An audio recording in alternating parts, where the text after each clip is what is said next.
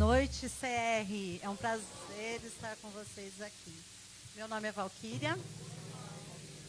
Eu sou uma filha amada de Deus, trabalhando neste ciclo depressão e pertencimento. Vamos juntos louvar ao Senhor? Vamos ficar em pé?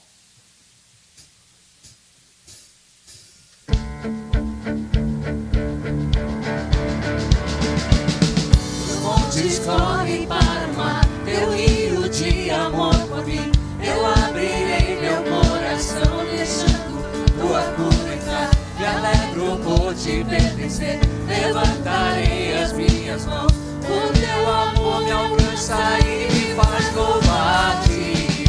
Cantarei teu amor para sempre. Cantarei teu amor para sempre. Cantarei teu amor para sempre. Cantarei teu amor para sempre.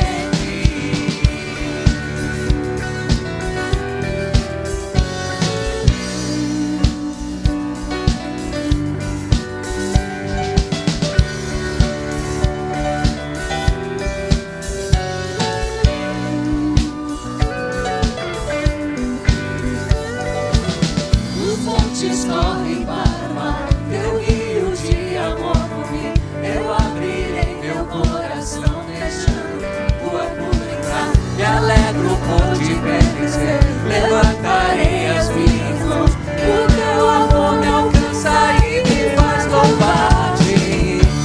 Cantarei teu amor para sempre. Cantarei teu amor para sempre. Cantarei teu amor para sempre.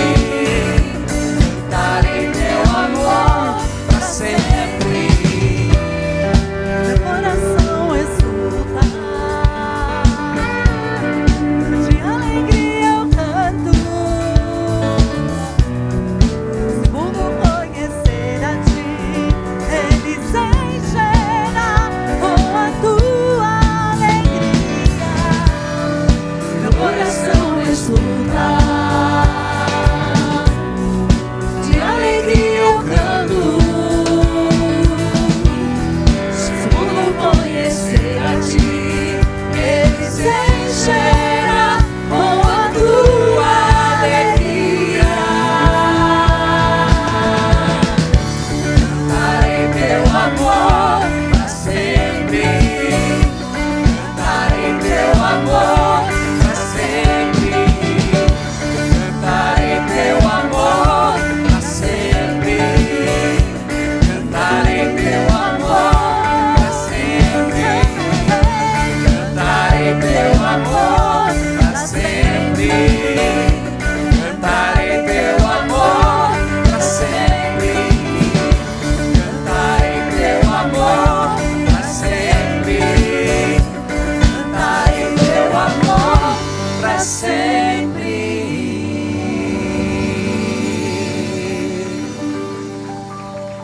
Senhor, nós precisamos de ti.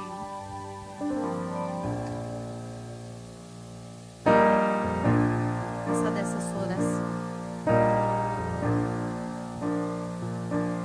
Venho a ti me confessar, pra minha alma descansar. Sem tuas mãos perdido estou. Guia-me por teu amor.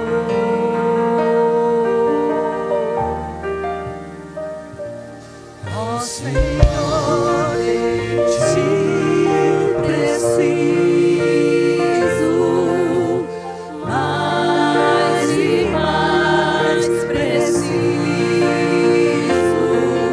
meu Deus.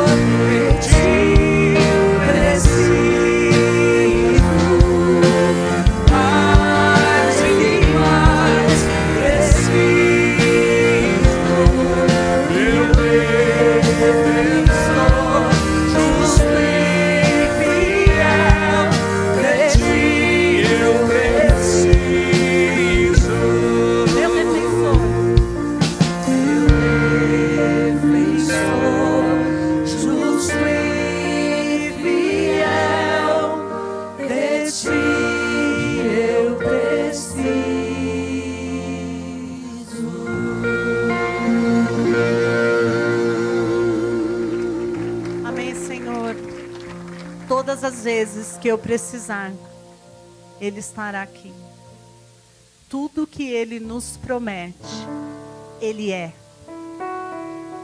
Ele nos vê, Ele nos abraça, Ele está com cada um de nós, Ele está comigo. Quando eu saí de casa, eu saí chorando e ouvindo essas músicas, refletindo nessas letras. Eu cheguei aqui sorrindo, com meu coração confiante no que eu ia cantar. Vamos juntos? Ele é.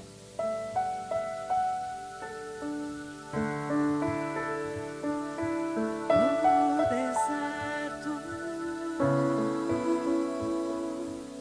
de quem eu fui, eu tinha sede. Veio Cristo, tudo se fez diferente. Vamos juntos?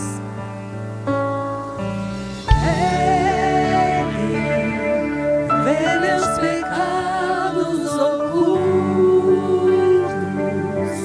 o que escondo no fundo do meu coração.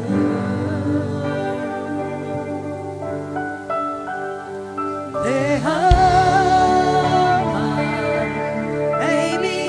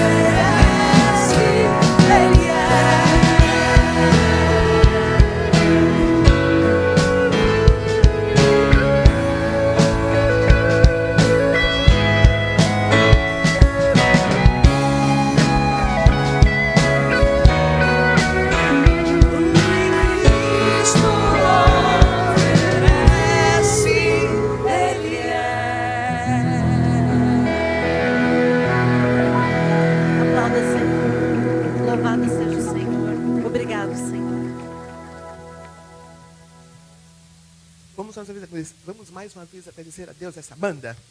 Que Deus abençoe cada um de vocês. Saudade, Aline. Que bom ter você com a gente. Obrigada, queridos. Podem sentar. Queria dar uma boa noite bem calorosa para você que conseguiu chegar.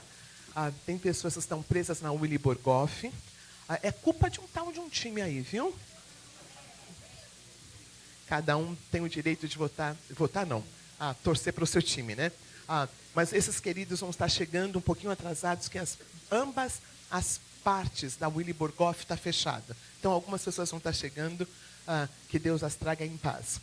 Pois, querido e querida, o pessoal online, vocês, queridos, que estão online e que vão participar desse encontro em outro momento, que sejamos muito abençoados nessa noite gostosa, nessa noite fria, dessa nossa quarta super.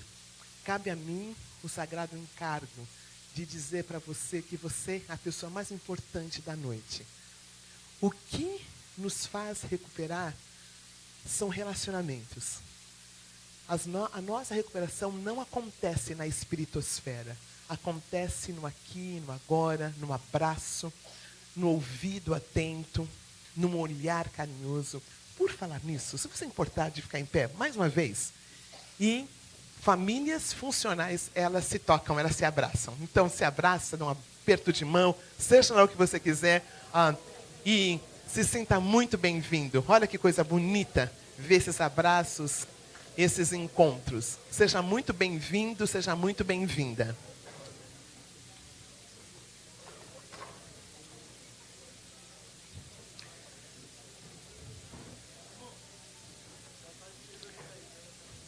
Se você já abraçou, você pode sentar, que agora nós vamos ter a oração da serenidade.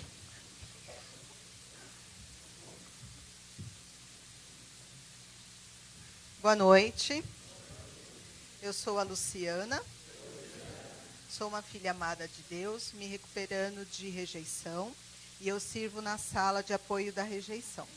Vamos ler a oração da serenidade.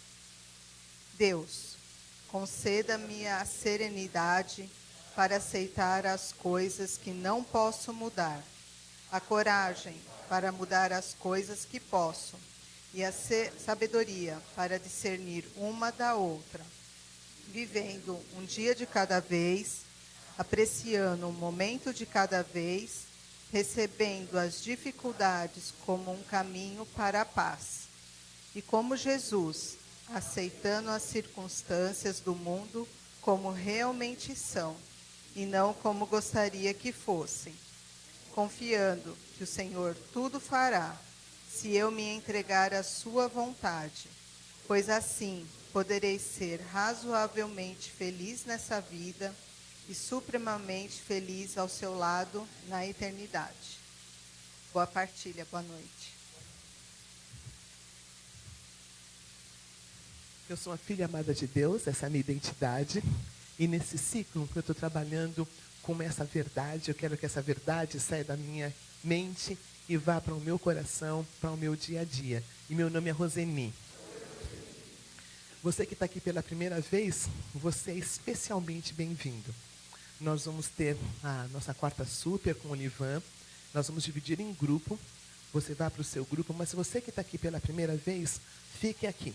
Tá bom? Fique aqui, porque nós vamos falar um pouquinho o que é o Celebrando. Se também você preferir ficar aqui para perguntar alguma coisa em especial para o Olivan, você pode. Se você é líder, não. Você precisa no seu grupo, tá bom?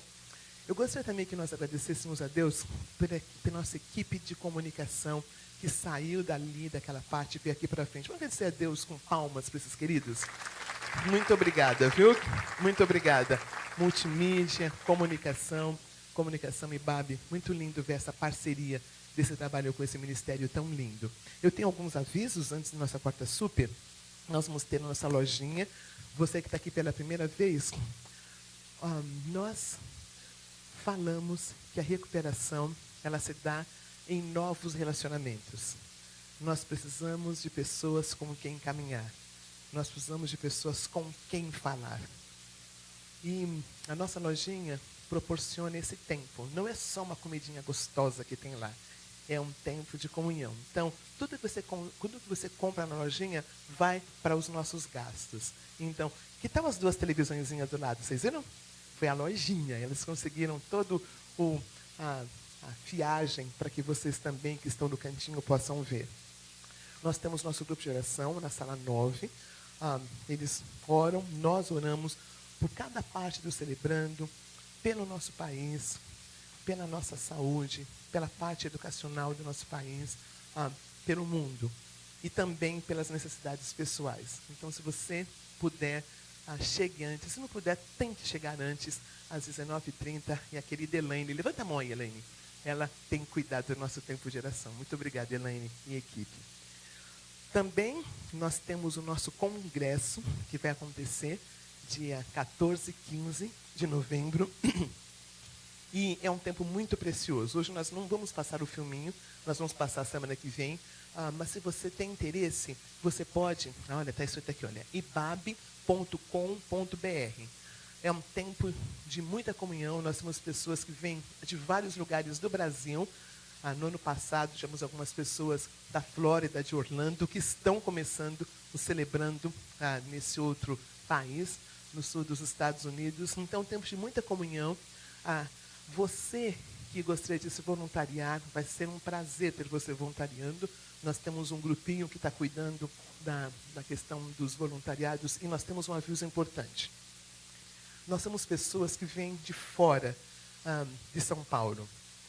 E há um outro evento naquele fim de semana. Então, os hotéis estão praticamente cheios.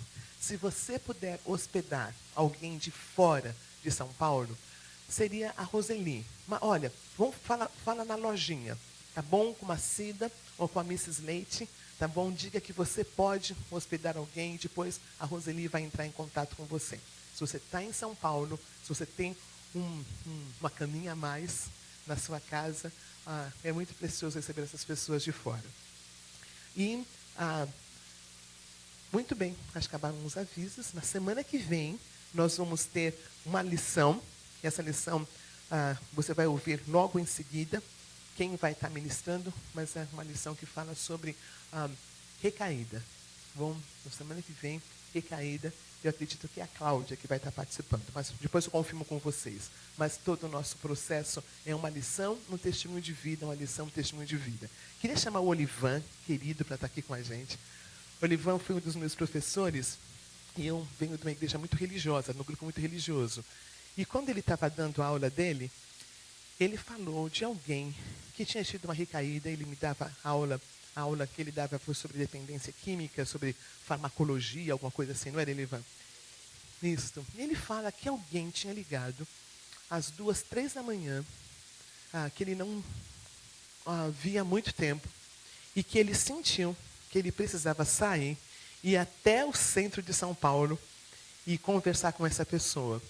Eu pensei, mas eu estou na igreja, onde eu estou?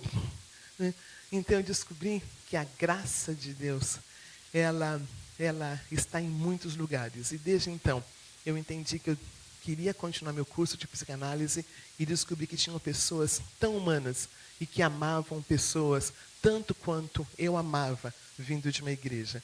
E desde então, o Olivan tem cuidado de muitas pessoas na área de dependência química, aqui da nossa comunidade. Tem acolhido, tem ajudado com lugares onde essas pessoas podiam ficar internadas, e não só acompanha o dependente químico, mas toda a família. Então, eu sou muito grata pela vida do Olivan, e eu vou orar agradecendo por você. Pode ser, Olivan?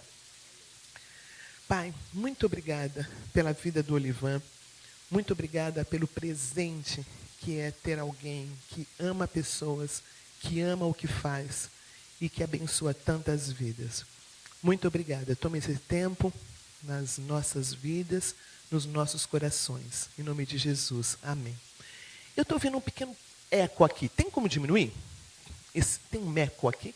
Eco? Tem como? 1, 2, 3, 4. Talvez seja só eu. Boa noite, pessoal. Bom, alguns aqui já me conhecem. Eu já estive aqui no passado fazendo uma palestra para vocês, né? Atendi algumas pessoas aqui do grupo. Eu sou o Olivan Liger, psicanalista, e hoje nós vamos estar falando um pouquinho, né, de como se faz um dependente químico. Qual é o caminho que essa pessoa chega para ser um dependente químico? Eu acho que isso é uma coisa bem legal para a gente estar entendendo aí, que o dependente químico não aparece do nada. Ele é constituído e se torna, através dessa constituição, um dependente químico. Eu vou pedir o pessoal aí para lançar meus slides aqui. Ok, então, hoje nós vamos falar o que leva alguém à dependência química. Nós vamos falar sobre a ótica da psicanálise. Sendo eu um psicanalista, só posso falar por essa ótica, ok? Bom, todo mundo já ouviu falar aí de dependentes químicos de uma forma muito pejorativa, até popular demais. Isso é falta de vergonha na cara. Ele não tem força de vontade, não tem determinação. Ele escolheu esse caminho. Fraqueza de caráter. Cada um faz o julgamento que quer do usuário, do dependente, mas a coisa vai muito além disso, né? Quando a gente olha pela psicanálise, nós vamos olhar que vai além desse superficial, vai além dessa questão do discurso, né, do leigo. O que aconteceu aqui?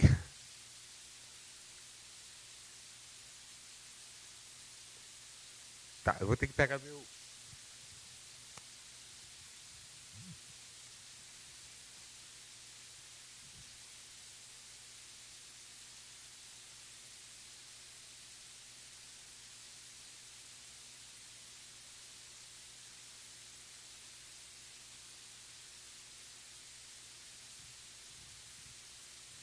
Vamos lá. Agora eu tenho meu roteirinho aqui, já fica mais fácil.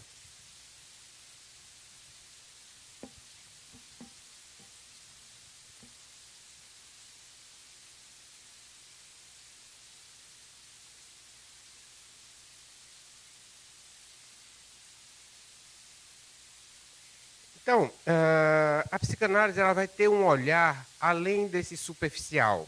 Nós vamos entender que a história subjetiva, o que é a história subjetiva? A história que nós somos compostos, sentimentos, afetos, né, que preenche o nosso psiquismo, que preenche aquilo que popularmente nós chamamos de mente, né? Então, a psicanálise ela vai olhar além da superfície, vai olhar a história singular e única, porque o usuário não é todo igual. Todo mundo é diferente. Cada usuário tem uma história diferente. Então, essa singularidade de cada pessoa, nós vamos olhar na psicanálise. As suas marcas, seus modos de lidar com a dor e com a falta. Por quê? Porque a dependência química, ela não vem do nada. Ela vem para contornar alguma coisa que incomoda, preencher um espaço que está vazio, né? Então, nós vamos pensar dessa forma na psicanálise. O que leva alguém à dependência? Uma boa pergunta, né? Como a psicanálise entende a constituição desse sujeito? Como ele foi criado, constituído até por volta de 6 anos, 7 anos de idade? Que a gente diz que a pessoa está constituída a partir dessa idade. A partir daí, o que vem agrega. Mas essa é o alicerce, a base, né? A armadilha, quando a gente pensa que a dependência química vem somente da substância. A dependência é o sintoma. Ela é a pontinha do iceberg. Ela não é a razão. Ela não é o problema. Ela é a manifestação de algo que está muito mais profundo. Algo que está além do nosso olhar. Além do nosso olhar, né? Obviamente, a substância, ninguém pode negar aqui que ela tem os seus prazeres, né? Senão ninguém usava. São efeitos poderosos. Altera a percepção, aumenta a nossa tolerância, nos dá a sensação de força e poder, né? Esses efeitos são inegáveis, não podemos negar que a substância nos traz isso. Todo mundo que usa, experimenta a substância, se torna um dependente químico? Essa é uma pergunta interessante. Porque se a questão está na substância, todo mundo que usa vai se tornar um usuário. E a gente vê hoje que muita gente experimenta, né, principalmente os adolescentes, e necessariamente não se tornam dependentes. Então, o que faz essa diferença? Né? A primeira pergunta que a gente faz: qual é o lugar da droga na vida desse sujeito? Que lugar ela ocupa no psiquismo desse sujeito? Né? A droga é aquilo que vem mascarar alguma outra coisa que está oculto. Então, a substância não é apenas química, ela é um símbolo, tá? Um sintoma. Para alguns, ela é a fuga de uma dor, né? Uma dor que vem se arrastando lá de trás dos conflitos familiares, do abandono, da falta de cuidado, de um ambiente que não respondeu às demandas de uma criança, de uma mãe que foi negligente, ou de outras questões que estão ligadas aí na fase de constituição. Para outros, né, ela pode ser um atalho para a sensação de prazer, que a pessoa não encontra em outro lugar. Por exemplo, nos vínculos, nos amigos, numa comunidade como essa, né, a pessoa não consegue encontrar prazer. Então, ela vai partir para a droga, porque ali é uma fonte de prazer. Para outros ainda, é uma forma de pertencimento. Se vocês olharem, os usuários andam sempre em grupos. Eles formam uma fraternidade.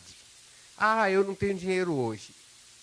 Um vai lá e dá a droga. Depois você paga. Né? Então, ela forma uma fraternidade. Diferente de outros tipos de patologia, por exemplo, a psicose, por eles serem paranoicos, eles estão sempre sozinhos. Agora, o dependente está sempre em grupo. Ele está sempre pertencendo a um grupo. Talvez esse sujeito que queira pertencer a um grupo não tenha encontrado reconhecimento, não tenha sido amado em um grupo que ele pertencia antes. Mas ele encontra esse suposto amor, né, esse falso amor, ele encontra esse falso pertencimento num grupo de usuários. A droga se torna um parceiro constante. Por quê? Eu sempre quero estar no prazer. Freud diz: o homem evita a dor e busca o prazer. Então, se a droga é essa fonte de prazer, eu vou buscar nela uma parceria constante para ter prazer. Ok? Ela é uma promessa de satisfação imediata e previsível. Eu vou usar, agora eu vou sentir prazer. É a certeza que com o uso eu vou ter prazer. Então, pensando na droga como um símbolo, como um sintoma de algo mais profundo, ok? Quando nascemos, nós somos seres completamente desamparados. Nós precisamos de um olhar e de um cuidado do outro. Esse outro é aquele que faz a função materna. Geralmente a mãe ou alguém que faça a função materna. Nós nascemos em desamparo. Não podemos sobreviver sem esse outro. Mas é nesse processo de cuidado, de carinho, de afeto, que vamos formando no nosso psiquismo uma trama de sentimentos, emoções. Uma emoção vai se ligando à outra, e como se fosse um tecido no tear.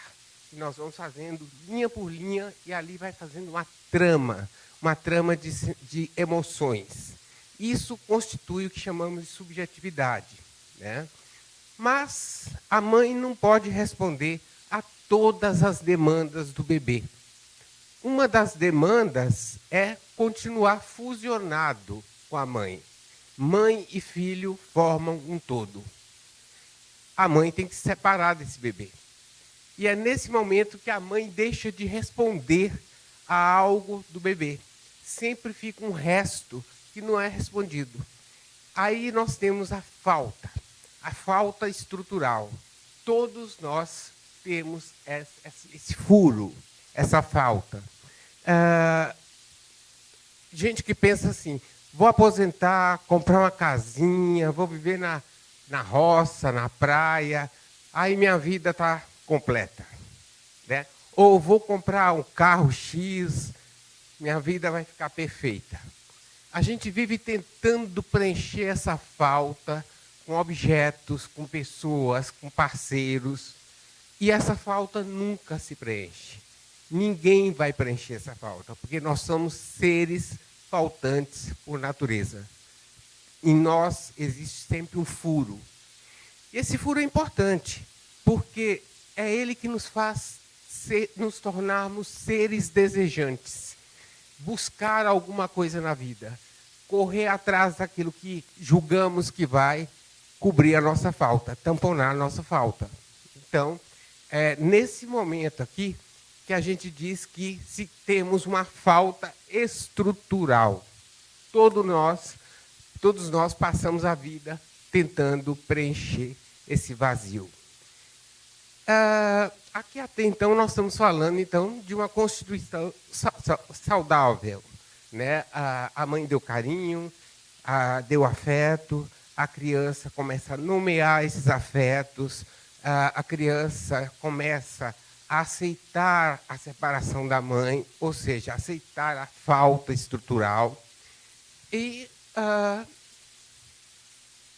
a substância, ela entra aqui como um objeto privilegiado quando essa mãe foi negligente, né? Quando essa falta foi além do que deveria ir. Né? E aqui não é culpa das mães, não, gente. Porque cada um dá o que tem. Cada um dá aquilo que recebeu. Vamos pensar aqui no caso de uma mãe que, ao dar à luz, entrou em depressão profunda porque perdeu um pai ou a própria mãe. Ela está com afeto embotado, ela não consegue transmitir esse afeto para o bebê.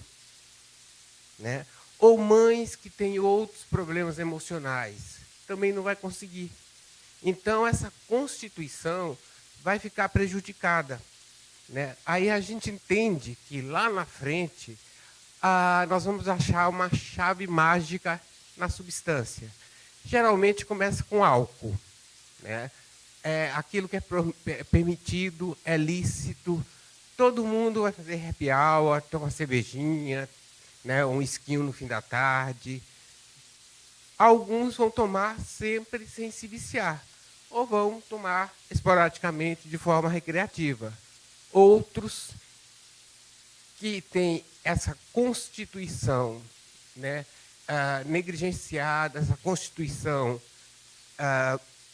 desestruturada, vamos dizer assim, vai buscar aí, vai achar aí no álcool, né, uma porta de prazer que dá a ilusão de tamponar essa falta. E do álcool nós vamos partir para outras substâncias. Vai chegar uma hora que o álcool já não é o suficiente. Então precisamos de algo mais.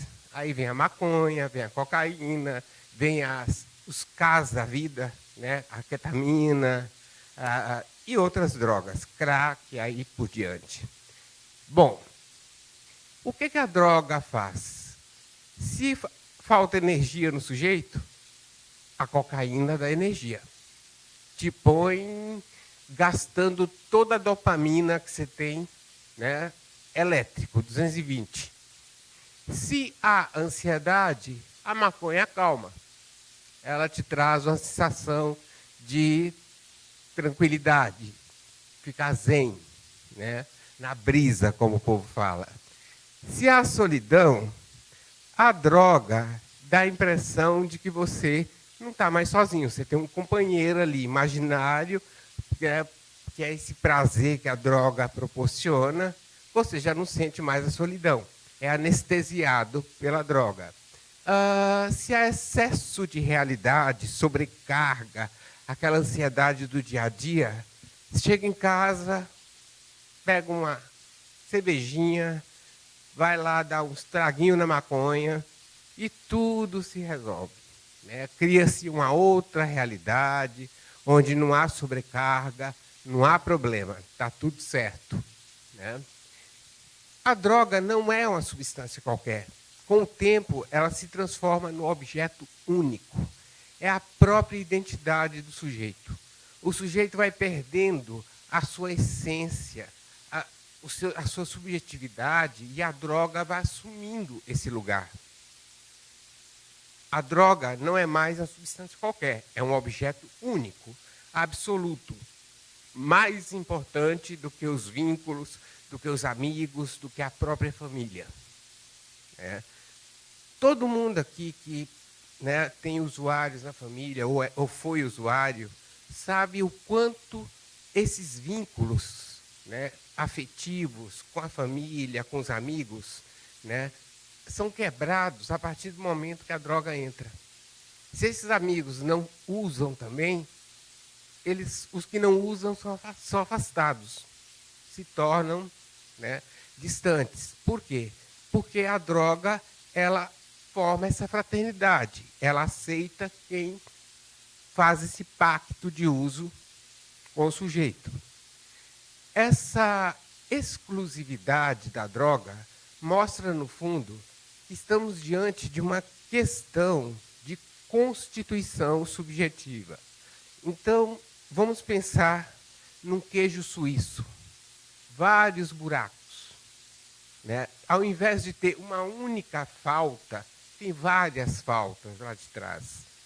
E é nesse momento que a droga entra, preenchendo esse vazio, esses vazios, esses furos, né, da constituição do sujeito. Aquilo que devia ser uma única falta estrutural é um psiquismo cheio de buracos que precisa ser tamponado de alguma forma. Por quê? Esses buracos geram dor, geram sofrimento, né? Geram uma sensação de não pertencimento, de abandono, de desamparo. E é aí que a droga entra, para cobrir esses buracos. Ok?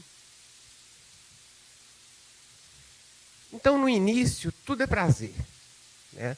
Eu atendo usuários que eles falam assim: já não é o mesmo prazer, mas eu não consigo parar. Porque o prazer do início, ele vai mudando. Chega uma hora que você tem que usar cada vez mais para ter o prazer da primeira dose. É o fator tolerância, né?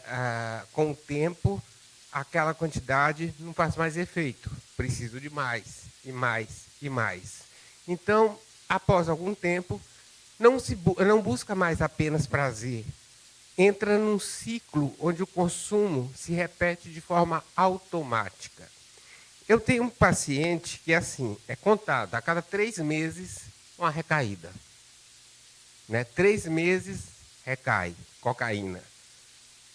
A gente vai tentando prolongar o prazo para que ele fique sem usar, sem recair. Então, o tratamento, basicamente, vai consistir em aumentar o tempo entre as recaídas. Mas a recaída, num tratamento, ela é inevitável. Não dá para dizer que há tratamento sem recaída. Não existe. Então, o sujeito entra numa repetição. Aquilo que Freud vai chamar de compulsão à repetição, e Lacan, um outro psicanalista, vai chamar de gozo. Né?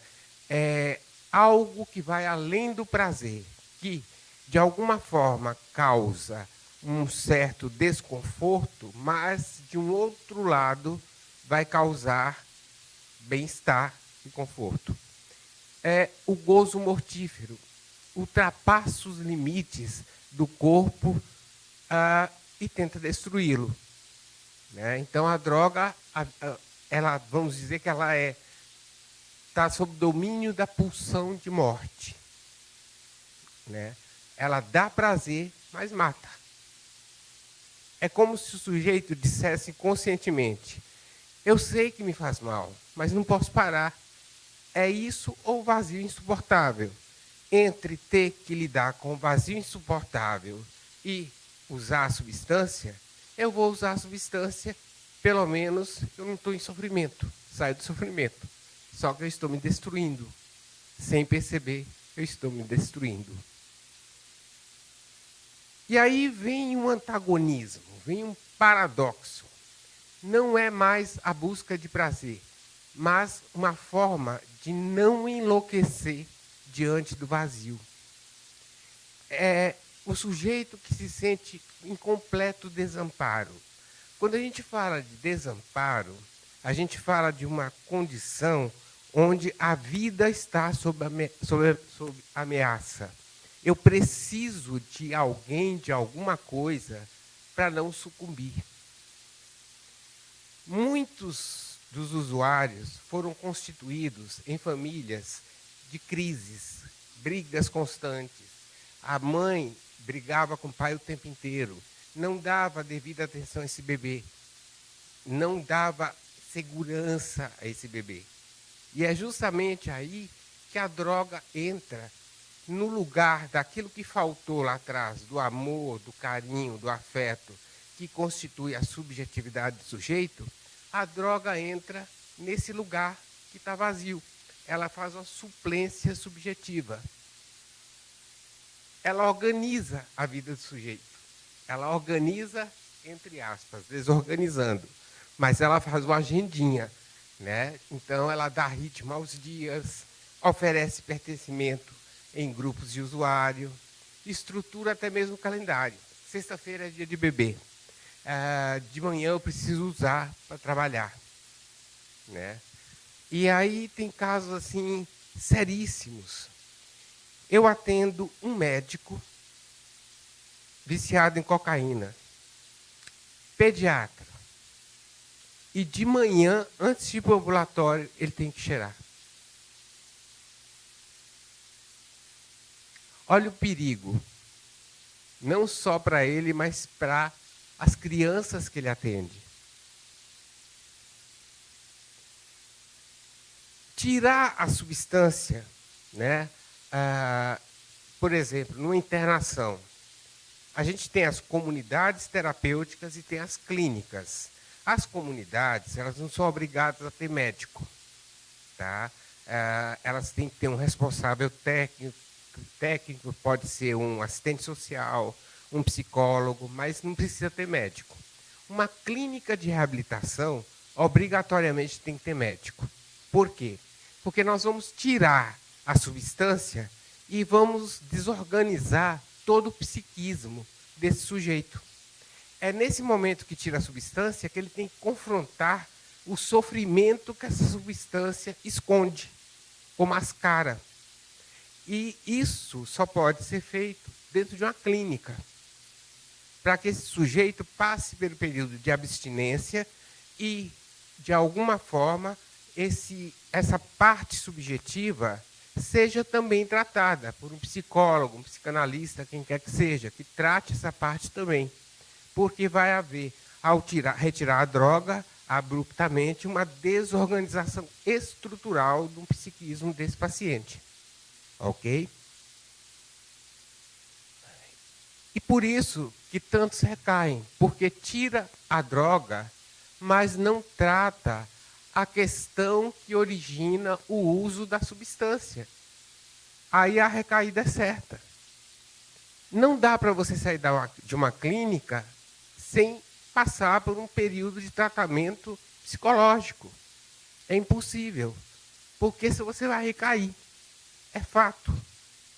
Tá?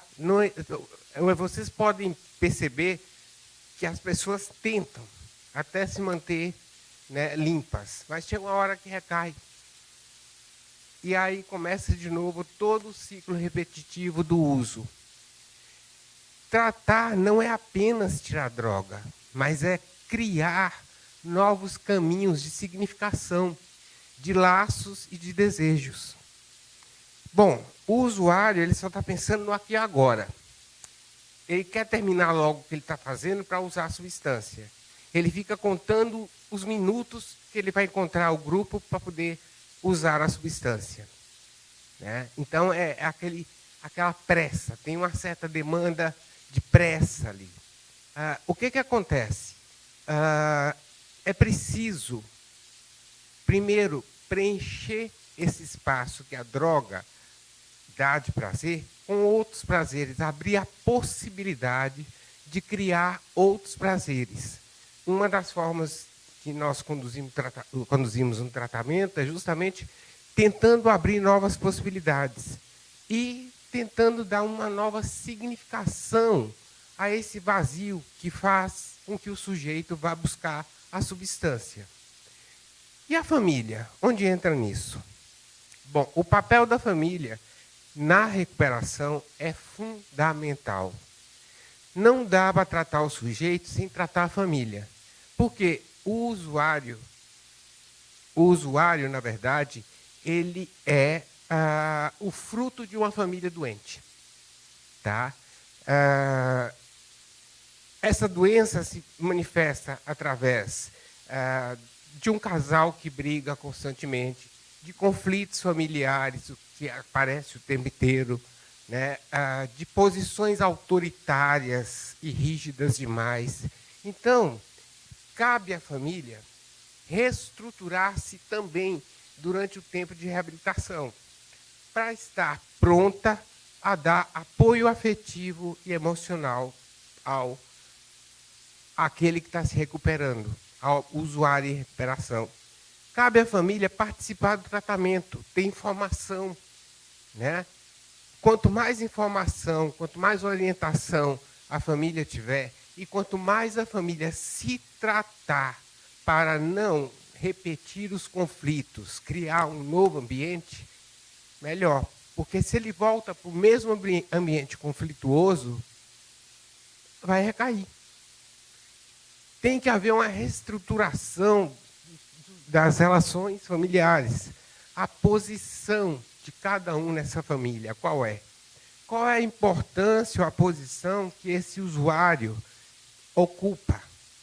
Ele foi tirado dessa posição, foi marginalizado, foi excluído. Mas ele tem uma posição nessa família. Qual é essa posição? E começa a ampliar a rede social desse usuário. Novos amigos, novos vínculos, inserir esse usuário em outras comunidades que não tenha o uso da substância. Se ele volta para o bar que os amigos usavam, ele vai recair. Então, essa questão aqui de inserir o sujeito numa rede social mais ampla, cabe também à família.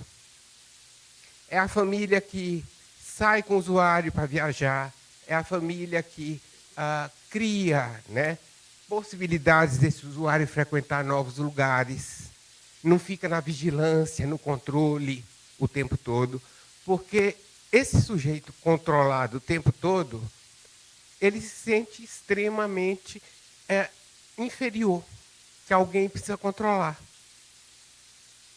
Não, o usuário tem que ser responsável pela sua própria recuperação. Ninguém é culpado de estar doente, mas todo mundo tem que ser responsável pela sua cura. E a família é um suporte, ela não é o que vai curar, mas ela é um suporte que ajuda na recuperação. Tá? Tá bom? Ok. E o que a psicanálise vai fazer, então? A psicanálise não tem receita pronta. Primeiro, porque cada um é um sujeito diferente. Então, não existe uma receita que caiba para todo mundo. O que existe é conhecer esse sujeito, dar lugar à palavra, para que ele conte a sua história, para que ele fale das suas dores, dos seus traumas, dos seus sofrimentos. Ele se escute falando desse sofrimento. Nós, como psicanalistas, acolhemos esse sofrimento, né? E vamos abrindo ali possibilidades dele lidar com esse sofrimento, encarar e confrontar esse sofrimento, sem precisar do uso da substância. Nós vamos tentar estimular esse sujeito à reconstrução de laços sociais. É aqueles amigos de infância que ficaram para trás, aqueles bons amigos que antes da droga foram banidos. Nós vamos tentar fazer com que esse sujeito, estimular esse sujeito a resgatar esses laços, né? A droga isola. A reabilitação passa por reatar vínculos familiares, passa por capacitar esse sujeito a voltar ao seu trabalho, assumir uma função, sentir que tem utilidade na vida, passa por criar novas amizades, né? E passa principalmente por novos modos de lidar com o vazio. A falta nunca vai ser preenchida. Compre o carro que comprar, o apartamento que quiser, aposente-se, a falta vai estar lá. Sempre vai faltar alguma coisa na vida de todos nós, porque a falta é estruturante em todos nós, faz parte da nossa estrutura. Mas nós podemos canalizar essa falta para outros lugares. A arte, por exemplo, né? As meninas cantando, né? É uma forma de canalizar aí essa falta num certo prazer. Nas artes plásticas em geral, a pintura, né? Os tratamentos que incluem a arte-terapia, também fazem parte da recuperação. Escrever, né? Tem muito usuário que tem a capacidade de expressar por escrito o que sente, que é maravilhoso. É melhor do que falando. Às vezes a gente pede que eles escrevam. Escrevam em casa o que sente. Traga para a sessão. Vamos discutir na sessão esse sentimento. E é muito mais claro, às vezes, o que eles escrevem do que o que eles conseguem falar. Então, isso é muito importante, né? A própria espiritualidade. Quando a gente se sente amparado, né? Não estou colocando aqui só a IBAB. A IBAB é uma das igrejas que eu conheço que merece todo o meu respeito, porque ela faz um trabalho que não é de lavagem cerebral. Ela considera a singularidade do sujeito. Então, eu acho que o trabalho da IBAB é maravilhoso. Mas seja qualquer religião que você se encontre lá, é válida. Desenvolver a espiritualidade de uma forma ou de outra é o caminho de todo ser humano. A gente precisa dar fé, né? Precisa dar razão, mas também a gente precisa dar fé. E a fé está sempre num campo que é o campo da fantasia, o campo do imaginário. A pessoa que tem esse campo do imaginário em ação, que faz planos para o futuro, você faz um plano, ano que vem vou viajar para tal lugar. Enquanto você não viajar, é uma fantasia. É o seu imaginário em trabalho. Mas você está se movimentando em busca disso que você colocou na sua fantasia. Então, quando se cria um imaginário capaz de criar um projeto para o futuro, a gente vai mobilizando recursos nesse paciente para que ele caminhe em direção a esse projeto. E quem tem o imaginário funcionando não se deprime, porque a depressão é justamente o embotamento do imaginário. Quem está com o imaginário funcionando não vai entrar em depressão, ok? Então, por hoje é só. Eu vou estar aqui mais um tempo com vocês, né? Vai ter a partilha, mas eu estou aqui para responder qualquer pergunta de vocês. Tá? Vai lá para o último slide, por favor. Tem meu nome, telefone. Se vocês precisarem de mim, estou à disposição. Muito obrigado, Roseni, por essa oportunidade de falar hoje. Ele vai continuar, tem mais alguns slides, mas nós queremos ter bem cuidadosos com o pessoal do online. Mas a pergunta que eu gostaria que nós levássemos para os nossos grupos é: o Livan falou que nós damos o que nós temos. Nós não conseguimos dar o que não temos. Nós não somos responsáveis pelo que fizeram conosco, mas nós somos responsáveis pelo que nós fazemos com o que fizeram conosco. Nós temos aqui o grupo da codependência. E muitos de nós temos muita dificuldade com a codependência, porque a dependência química, a pessoa usa algo, ela cheira algo, ela utiliza algo que ela sabe que está errado. Mas nós, codependentes, somos aqueles que controlamos o dependente químico, somos aqueles que nos achamos responsáveis pelo dependente químico, somos aqueles que nos adoecemos porque achamos que é nossa responsabilidade.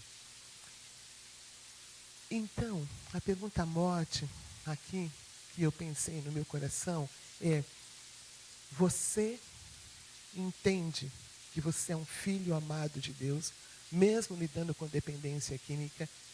E você, codependente, você consegue se ver como a filha ou filho amado de Deus e entregar o dependente para quem de direito? Fazendo tudo isso, sim. Provendo um lugar saudável, provendo viagem, mas você se sente que você tem que salvar essa pessoa? Nós tínhamos um grupo aqui no Celebrando para pessoas, familiares de dependentes químicos. E tínhamos esse grupo há muito tempo. Sabe o que acontecia nesse grupo? Era um grupo de mulheres. Nós nos reunimos para falar do dependente químico. Então nós paramos com esse grupo. Agora tem um grupo de codependência, mas no grupo de codependência nós falamos de nós mesmos. Porque existe um grupo para dependência química que o dependente pode ir. Faz sentido? Então, basicamente, todos nós lidamos com codependência, não é? Todos nós, independente do grupo que estamos. Como codependentes, nós estamos lidando com a nossa área de recuperação? Ou nós estamos aqui por causa de alguém? Faz sentido? Fica meio dúbio. Eu estou aqui para cuidar da minha área de recuperação ou para cuidar da área de recuperação do outro? Que você confesse no seu grupo. Tá bom? Estou aqui para lidar com a minha área de recuperação ou vou continuar o resto da vida me culpando porque alguém da minha família é dependente químico? Basicamente é isso. Fez sentido? Querido online, então, se você está lidando com a codependência, se você está lidando com a tua codependência, ou se você ainda está tentando controlar a codependência ou a dependência de alguém. Então, nós não vamos cantar dessa vez, a gente vai voltar bem rapidinho, tá bom, queridos? Tá? Pode ser? Valquíria. Então, vamos ficar em pé, por gentileza. Se você tem que ir para o seu grupo, vá. O Olivan vai continuar aqui. Se você está aqui pela primeira vez, por gentileza, fica aqui, não vá para nenhum grupo.